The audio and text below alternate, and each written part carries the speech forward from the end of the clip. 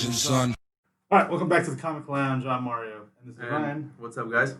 So today we're talking about something that a topic that I am very fond of and familiar with. Person. Oh, All right. This Okay, is- go. this is a surprise. Go. Okay.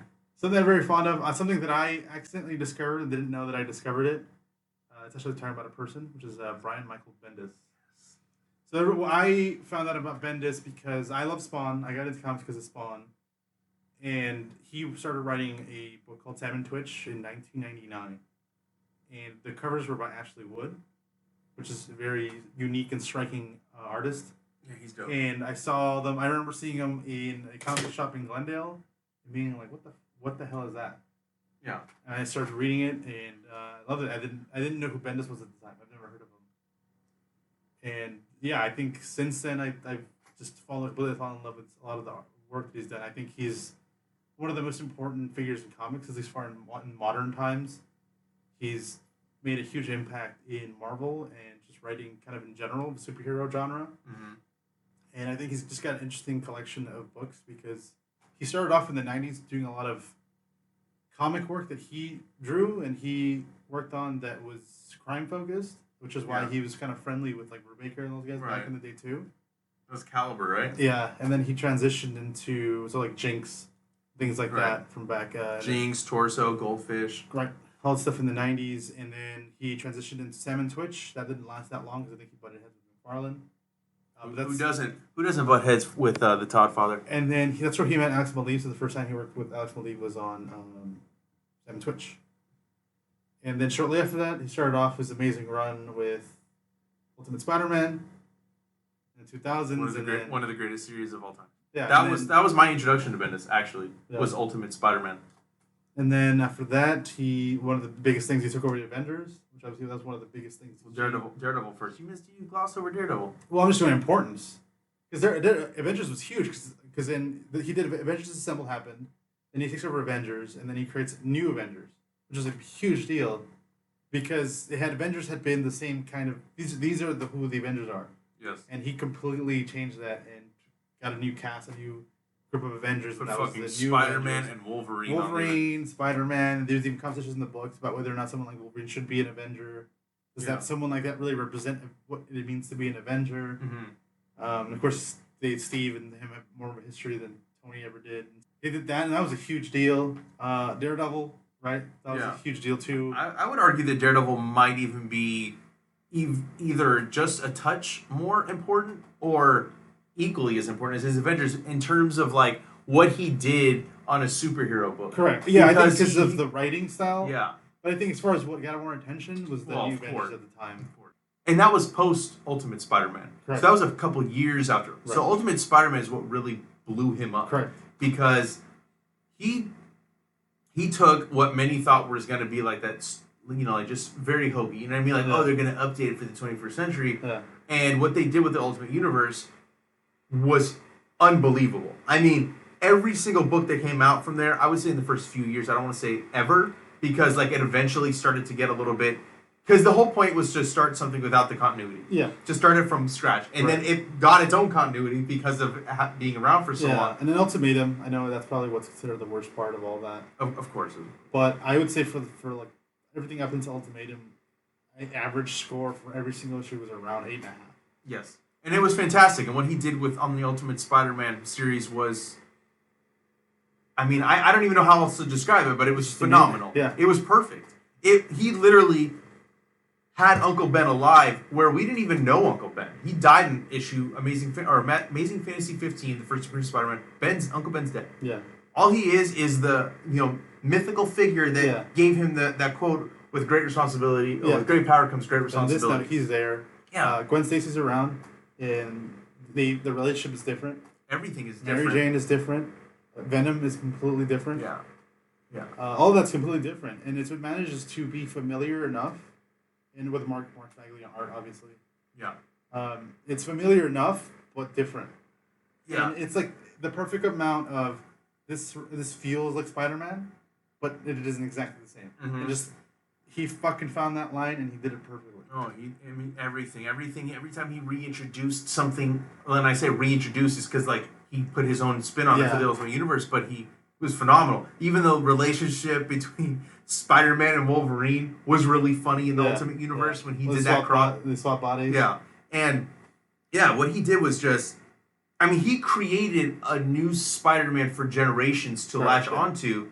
And in my opinion, maybe people will fucking burn me at the stake for saying this, but like I think his run is the best overall Spider-Man run by a creative team. Yeah, especially for modern, because it's hard to compare for a book that came out in the '60s. Yeah, but we had a full creative team though. Yeah. Was what I mean. Like they beat the record of Stan Lee, and that's just Stan Lee writing the book. Yeah, that's not even on the art. Right. So like Mark Bagley with Brian Michael Bendis did over 100 issues consecutively together. Like as a creative team, you don't see that in comic books ever. Like we don't ever see that, and especially not nowadays. Nowadays it's quick. There's a new creative team like after 12 issues sometimes. And maybe even in those 12 issues, you don't even have the same artist. It's six issues, fill in artists, 4 issues, fill in artists, and then you do the last issue and that's it. Right. And I think that, one of the signature things about Bendis, especially which was evident, like I said, Ultimate Spider-Man was my intro to his work. And then his Daredevil, I think, was coming out right around the same time. And I immediately picked up Daredevil because I love that so much. And, like, they're so drastically different. Yeah. But he's such a phenomenal writer, and his range is so vast that he can write a book like Daredevil and a book like Ultimate Spider-Man coming out at the same time, and they're both fantastic. And then New Avengers, and then so what I really liked was I love this time period too. Great time. What I loved about Bendis is that you got this because he got so popular so fast, and they gave him so many fucking books. Then you got to see a range of perspectives for the same things, and it did feel very much like Marvel Universe was happening to a bunch of different books at the same time. So, because then you get Daredevil, and then you get Jessica Jones, you get Alias. Yeah. And that was originally part of their Max line, which is like their very kind of adults-oriented book line. It's like DC. It's like DC Black Label for you younger people, but done better. Yeah. That was the best book that came out of that time period for sure. But then eventually got folded into the Marvel 616. And then what's cool is you get to see perspectives of stuff that happened in Daredevil from her perspective. Which was really cool. And then he just continued to do a bunch of stuff like that. And then he started doing a lot of stuff. He was doing stuff on the indie side too, because he did Powers. Right. And that was Powers was a series that's going on for a long time. And I think that book, if you look at it now, it's nothing special. But at the time, it was kind of ahead of its time because it was about police dealing with superheroes and what that's like. Yeah. But it was done a bit more jokey and a little bit more lighthearted than something like Gotham Central. And I think now it doesn't quite work. I think if you give it to someone, they just like, oh, whatever, I've seen this already. Fun fact, it's the only comic book to ever be published by Marvel and DC. That was published for a long time at Icon, which Icon basically existed just for Bendis. I mean, it's true, though. It's been published by Image, Marvel, DC, and I mean, maybe, that's it. I guess it's just those 3 publishers. But yeah, it's the only book to be published by Marvel and DC. Yeah. Which is kind of weird if you think about it. Yeah, but he's got that much fucking power. Yeah. So, and then so we get to the 2000s, and then the New Avengers, and then that was a long run. It did get broken up and got restarted as New Avengers, and then he did Avengers proper. He oversaw a lot of events, tons and tons of events. I'll say that the only event he wrote that I did not like was Civil War II. Yeah. And he was at Marvel for almost 2 decades. Yeah. By the way, like that's. So he wrote pretty much every fucking character, whether it was their own book or whether they were in one of the books he was writing. So he had his hands. I mean, I think I don't know if we talked about this before, but like the architects, the Marvel architects, right? Fraction, Brubaker, Bendis, Aaron eventually became a part of that as well. Hickman became a part of that as well. In the later stages of the architects, Hickman came out of Bendis. Right. So like of all the events he wrote, Civil War II was the only one, and that was when he was like at the end of his Marvel that was tenure. Only a few years ago. And no bueno. Like if we could just forget about that, like that, cool. You know what I mean? Like we don't need to talk about Civil War II. Axis is still worse. I'm talking about Bendis written. Yeah, but Axis is still worse. So that's hot they're trash. Worse shit. Well, that's editorial too, because Remender's not a bad writer. No, but that also broke him. Yeah, and I don't blame him. So Remender's even one of the architects too, I would argue, or at the tail end of it. You know, but look, we had Secret War, and that was before his Avengers run. Yeah. And then we had It was. It started and then it got. It takes place Yeah. before his Avengers run. And then we had Secret Invasion. Correct. We had Siege. Did he do another one or maybe not? Well, I mean, he was involved. Like, was he involved in Fear itself? Fear itself had like 4 people on there. It was Fraction, Brubaker, and Bendis. Maybe. Yeah, So I don't know. That's why it's hard to remember those ones because it wasn't just one person. He would have like 2 or 3 people involved. Right. But either way, like, just like, he was hit. Like, everything. All those are great. I love Secret Invasion. I love Oh, Secret it's Invasion fantastic. because they start kind of putting that seed of it in New Avengers when they discover that Elektra was a Skrull. Right.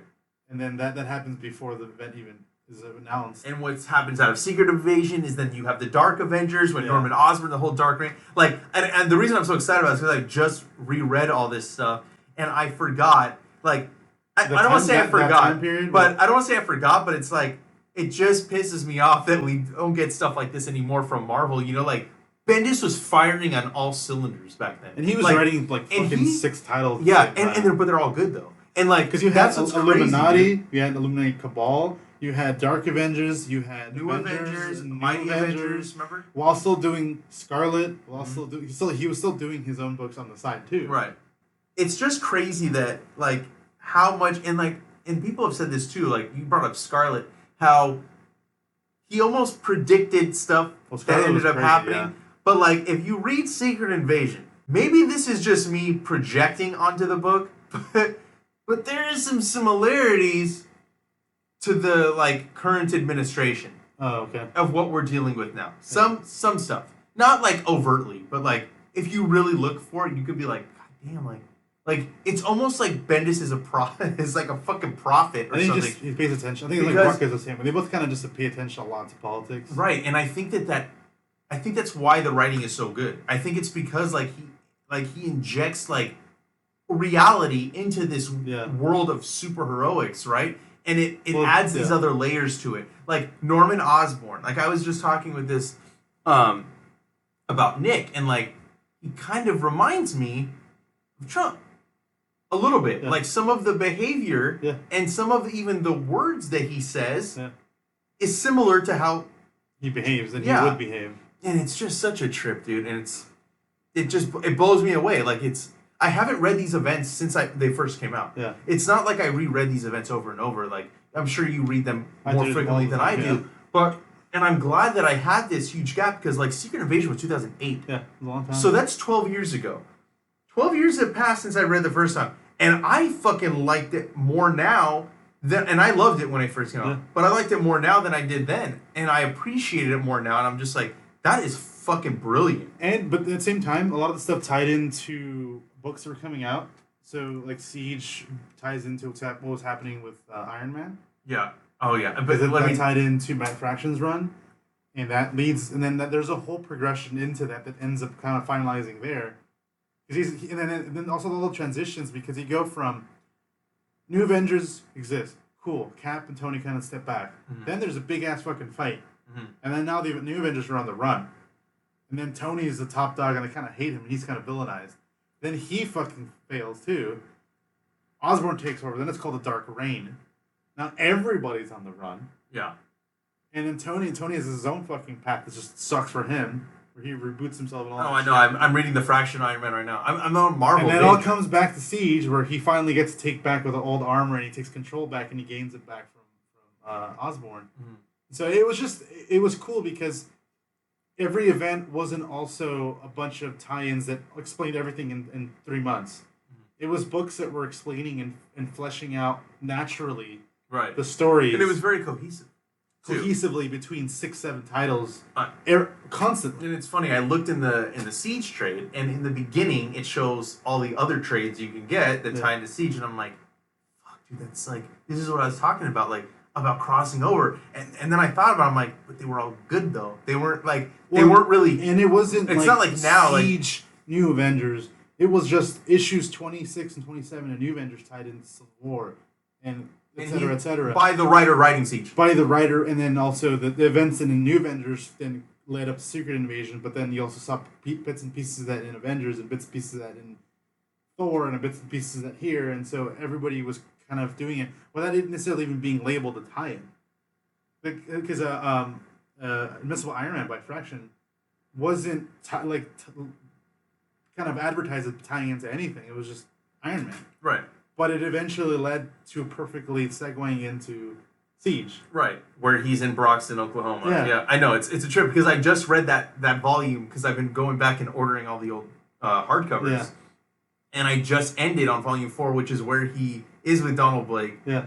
And then I started reading Siege last night. I was like, oh shit, like that's fucking crazy how like, and like you don't have that like that. No. That's the kind of continuity that I like. Yeah. That's the kind of like cohesive universe that I enjoy. Yeah. And I think it goes back to what we were talking about when we were talking about Captain America by Brubaker. Is they were all friends, so they were all talking to each other, which is what made it seem natural. Yeah, and it's not like they were forced upon each other where it's not a fake friendship. Like these guys have Thanksgiving dinner at each other's houses. Yeah. You know what I mean? Like and Bendis hang out all the time. Right. So it's like I think that also added another element. And I think that it comes through in the work. Yeah. And I know we're here to talk about Bendis, but it's really just also like Bendis was he was basically the king at Marvel back then. From a creative standpoint, he basically ran Marvel for a decade. Right. Once you get to the 2010s and it kind of... The heroic age is where it starts to kind of... You start to see the influx of... That's when Aaron kind of starts becoming more of like in the top tier, I would say. Because he was writing Wolverine back then. He did Ghost Rider. But it's when he takes over Thor in the heroic age, I think heroic age was 2010. So heroic age was Fraction when he took over Thor, correct? Yeah. Okay. So, but that's when you see like Bendis is kind of like maybe it's more equal footing at that point between like Fraction has been elevated a little bit higher than he got a more Iron Fist, which is like it was commercially really I don't think it did that well, but it was people loved it. Critically acclaimed. I think he got a lot of attention because he started just creating hits after hits. And Brubaker was at that point already respected very much because then Brubaker was doing Secret Avengers. And so they started doing kind of the same kind of things where they were all spreading out to do different, and spider-webbing out to different series. Right. Because Brubaker was still doing Captain America, he was still doing Winter Soldier, and then he started doing Secret Avengers.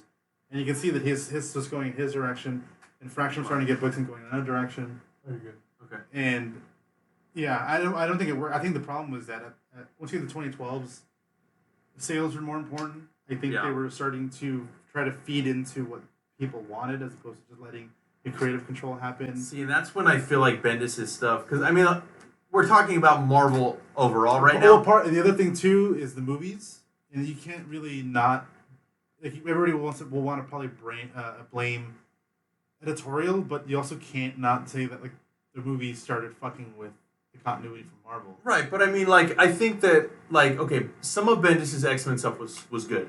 I wouldn't say all of it. I don't think that overall, as a whole, it didn't really hit for me. I think that the beginning of his Uncanny X-Men with Cyclops and Magneto, like, that one I liked the most. The time traveling, the young X-Men that overstayed their fucking X-Men. Welcome in the fucking comics, like, in my opinion, they were there way too long. Yeah. And nobody knew what to do with them. Once he stopped, everybody was like, it was interesting in the beginning, but then it kind of like faltered at the end. And then his Guardians of the Galaxy, we were talking about that earlier too before we recorded. Like, it was okay at the beginning, but like overall, like I don't know. The movie's kind of I love that as much as any of the books we talk about. Really? Yeah, I love that book. The art was fucking amazing. Sarah Kelly.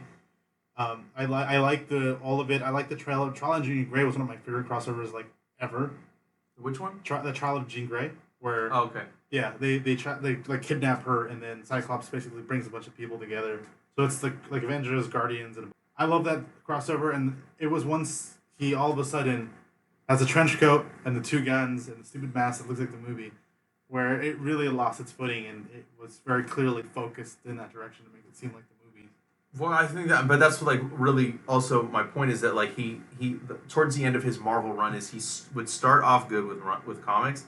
And then he would falter. Yeah. And like, as opposed to his other stuff, he always would end on a good, I don't want to say on a good note, but he would end it well. Yeah. You know what I mean? Like, if you look from beginning to end, it's solid. Yeah. Whereas, like, his later Marvel stuff, it starts to not become, it's like, it's just not as good. And then he did his Iron Man. The first arc, I liked, but then I'm like, oh, this feels like, like he's trying to be movie Tony Stark. And I want it to be different. I want it to feel like the comic, the comic Tony.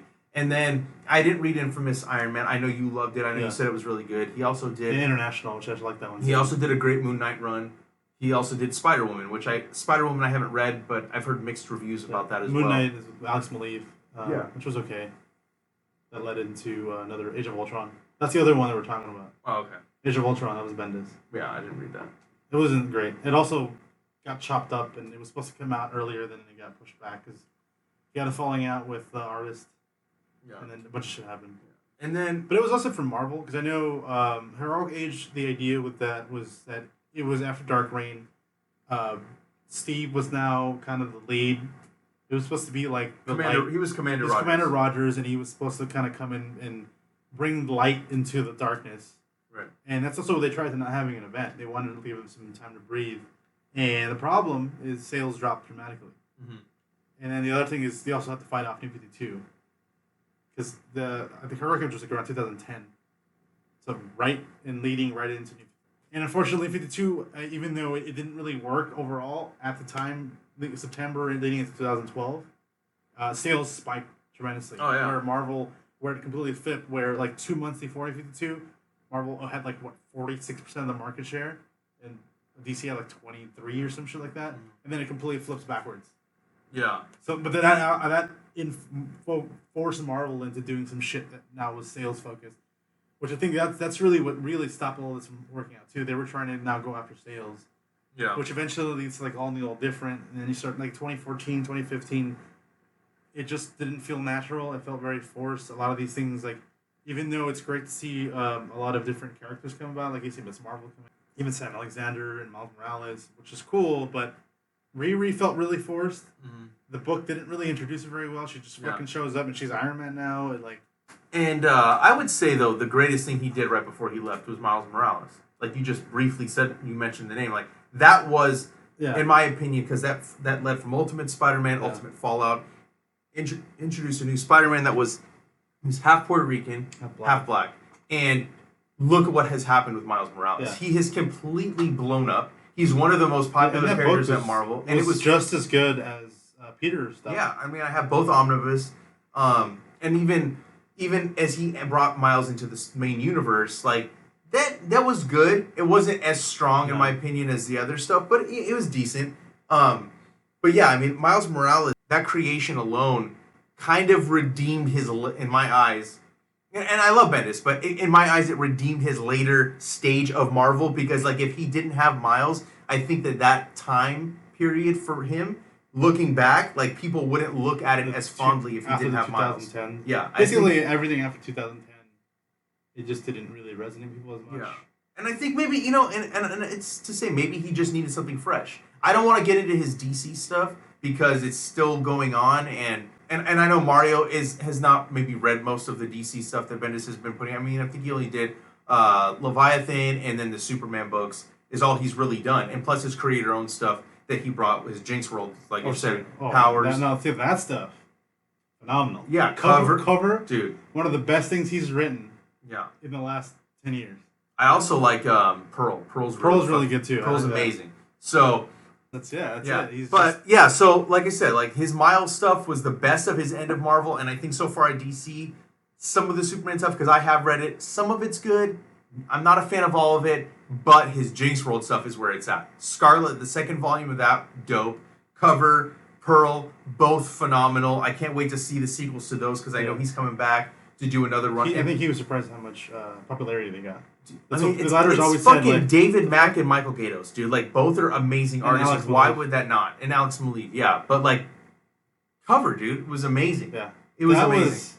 It was unlike anything. Like, I didn't even know what to expect from that book. I love that book so much. It's really fun. So if you can think of any from the fucking cover. It's very meta. It's commentary. It's like a jokey commentary on the comic industry. And the art style is amazing because David Mack, but he does like 3 different art styles in the one book. But it's also about being a spy undercover in the comic book and it's industry. also about being an artist in the comic. Yeah, it's very dope. And then the character is definitely Mack, and his best friend is definitely Bendis. It's clear. I mean, you look at the art. It's a cartoon version of them. Yeah, it's very, very unique. I guarantee there's nothing you've never read anything like that. No, it's only a 6-issue series. I think I'm sure it's still in print. I mean, I don't see why they wouldn't have that in print. But overall, I think the main point that we want to get across is we love Bendis. Yeah, there's some moments, we'll be honest, there's some moments where he doesn't like stick the landing on some stuff, but overall I think he really changed a lot in the industry in what he did and the type of stories that he brought to the table. And go check all of them out. Daredevil, Ultimate Spider-Man, all his Miles Morales. I haven't read Sam and Twitch. Go check that out because I know Mario's been raving about that too. That's a precursor to Gotham Central. The book's basically Gotham Central in the Spawn universe. I mean, pretty much all those early date Bendis stories are fucking amazing. Well, Jinx and all those. If you like crime fiction, yes. I like Bendis and I like crime fiction. I want to check. Well, I like Brubaker and I want to check out something crime fiction. Check out some of the old stuff from Bendis. It's actually really good. Yeah, he writes in a plethora of genres. Like I said, like Daredevil and Ultimate Spider-Man were coming out at the same time, and they're completely different types of stories. That is, the talent of Bendis, and make sure you check it all out. And also, while you're at it, follow us on Facebook, Twitter, and Instagram at The Comic Lounge. Drop your comments or suggestions down below, or you can email us at thecomicloungepod@gmail.com. Make sure you hit the subscribe button and the bell icon so you're notified every time a new video goes up. Also, check out the audio podcast on Spotify, Podbean, iTunes, wherever you're listening to podcasts. We're on there. And on that note, we're out.